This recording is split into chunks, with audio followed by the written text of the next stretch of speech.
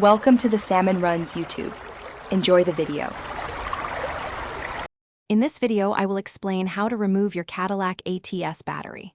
First, gather your tools: a 10mm, 13mm, and 15mm socket, a T40 Torx bit, and a plastic pry tool. Always ensure your vehicle is completely off and wear safety gloves and eye protection before starting any work. The battery is located in the trunk, specifically on the left side, requiring some panel removal to access it safely. Now, let's get to the battery.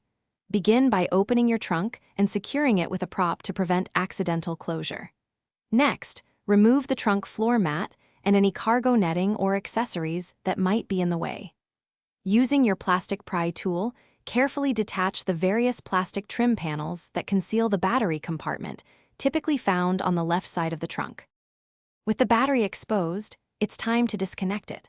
Always start by using your 10mm socket to loosen and remove the negative battery terminal.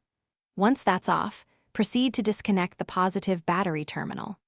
After both terminals are safely detached, locate and remove the battery hold-down bracket. This bracket is usually secured by one or more bolts, often 13mm or 15mm in size.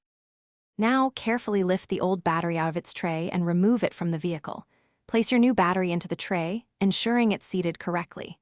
Reconnect the positive terminal first, then the negative terminal, tightening them securely. Reinstall all removed trim panels and the hold-down bracket. After replacement, your Cadillac ATS may require a throttle body relearn procedure.